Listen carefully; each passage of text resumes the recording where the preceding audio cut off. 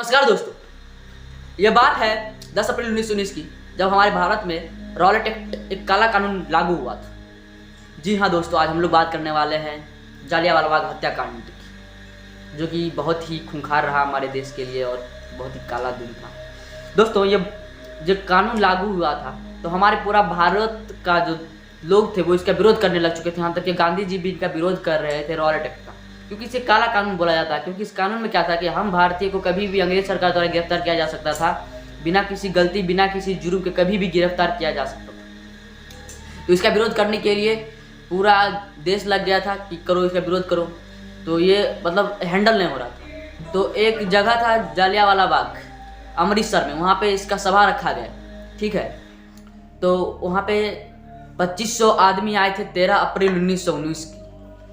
जब ये पंचायत बन रहा था 10 अप्रैल को, तो ये कानो कान पता लगी जनरल डायर को। उसने क्या किया, 12 तारीख को अपना पूरा सैनिक को इकट्ठा कर लिया एकदम कि हमको जाना है 13 तारीख को। 13 अप्रैल 1919 को सब इकट्ठा हुए, लगभग 2500 लोग आए थे वहाँ पे, बूढ़ा बच्चा बच्ची सब। और खुशी की बात तो ये है कि उस दिन बैसाखी भी थी। बैसाखी पंजाब का एक हार्वेस्टेड फेस्टिवल है। तो वहाँ पे पूरा आए थे लोग, सब एक दूसरे से गले मिल रहे थे। कोई सभा के लिए चिंता था, कोई एकदम पूरा खुशी का माहौल था।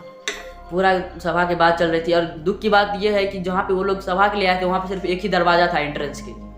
और फिर जनरल डायर भी आए वहाँ पे, पूरा अपना सैनिक को लेके बंदूक तंदूक के साथ पूरा पोजीशन में खड़ा कर दिया सबको, पूरा चारों तरफ से घेर दिए। सब जहाँ से बाहर निकल रहा था सबको लॉक करवा दिए, बिना कुछ सोचे समझे, बिना किसी चेतावनी, बिना किसी वार्निंग के बंदूक फायर करवा दिया। जैसे ही फायर बोला, पूरा एकदम गोलियों की बरसात होने लगी। जैसे गोलियों का बरसात होता है सच में, वैसा ही होने लगा।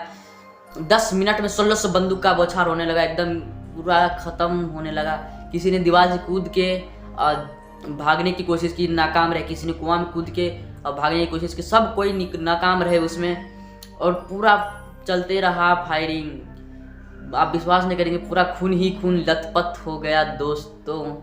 और लगभग बहुत सारा आदमी ने कुआं में जान बचाने की कोशिश की, लेकिन जो जनरल डायर के फौज लोग थे वो पूरा कसम खा के आए थे चुन चुन के मारेंगे, सबको कुआं के अंदर चुन चुन के मारे, पूरा कुआं को लाल कर दिया दोस्तों।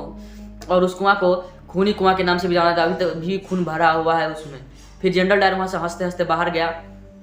वहाँ भी देखा कि बहुत सारे हिंदू मतलब इंडियन खड़े वहाँ पे, तो उसको भी एकदम गोली के बौछार से मार दिया। बाहर भी किसी को नहीं देखना चाहते, सबको मार उड़ दिया।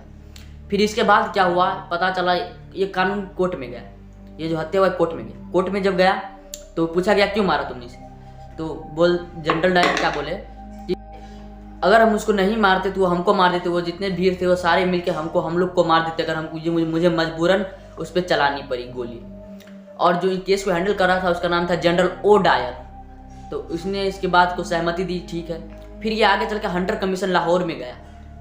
तो जब वहाँ गया तो इनसे क्या किया गया, इस कानून को सपोर्ट किया गया और इसको सच कर दिया गया, ठीक है। तो फिर वहाँ पे क्या हुआ कि प्रमोशन भी कर दिया गया जनरल डायर को, और उनसे ये भी कहा गया कि भाई अब तुम कभी इंडिया नहीं जाओगे तो अपना पूरा जिंदगी लंदन में बिताओगे। लेकिन दुख भरी बात तो यह है कि जनरल डायर का 1927 में मौत हो जाता किसी बीमारी के कारण, और ये केस को अभी भी हैंडल कर रहे थे जनरल ओ डायर। और बात है उसी दिन 13 अप्रैल की, जालियांवाला बाग हत्याकांड में एक आदमी जिसका नाम था उधम सिंह, वो बच जाते हैं। उन्हें भी बहुत सारी गोलियां खानी पड़ती है, लेकिन फिर भी वो बच जाते हैं। और उनके क्या होता है कि जनरल डायर के प्रति प्रतिशोध का पूरा भूत सवार रहता है कि कब उससे प्रतिशोध लेंगे। फिर वो गदर पार्टी ज्वाइन करते तो उन्हें पता चलता है कि जो इसका केस का हैंडल कर रहा है वो अभी लंदन में, तो उसे लंदन जाने का प्लान आता है। फिर वो बढ़ई का काम करते, कुछ पैसा जमा करते, अमेरिका जाते हैं। अमेरिका में फिर रेस्टोरेंट में काम करके वो पैसा जमा करते हैं। फिर वो लंदन जाते हैं, वहाँ भी कुछ काम करते हैं, तो बहुत सारे पैसा आ जाता है, तो पिस्तल खरीदते हैं वहाँ से। और फिर एक सभा बैठने वाली थी वहाँ पे 2 टीमों के बीच में, तो वहाँ पे जनरल ओ डायर भी आने वाले थे। तो दोस्तों उधम सिंह गए वहाँ पे बंदूक लेके। अब आप बोलोगे वहाँ तो चेकिंग, जी हाँ दोस्तों चेकिंग भी होती थी, लेकिन उन्होंने क्या किया, किताब लिया हाथ में और उस किताब को बंदूक का शेप दे दिया और उसके अंदर बंदूक को फिट करके, छोटा सा पिस्तल था, डाल दिया और चले गए अंदर, कोई बिना किसी अथी के डर के। सबसे आगे बैठे हुए थे।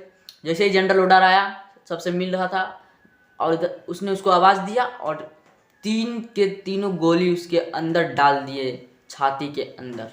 सब अफरा तफरी मच गई, इधर उधर भाग रहे थे, लेकिन उधम सिंह ने क्या किया, वहाँ से हिलने का कोशिश भी नहीं किया। उसने अपने गिरफ्तारी दे दी और उसने उस दिन घोषित कर दिया कि जालियांवाला बाग हत्याकांड का प्रतिशोध पूरा हो गया आज।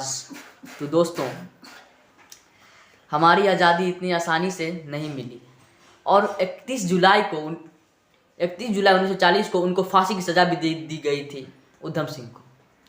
हमारे इस आज़ादी में बहुत सारे लोगों ने अपनी कुर्बानी दी है। 2500 लोग हज़ारों में मरे थे दोस्तों जलियांवाला बाग हत्याकांड में। तो आपको समझ में आ गई होगी वीडियो।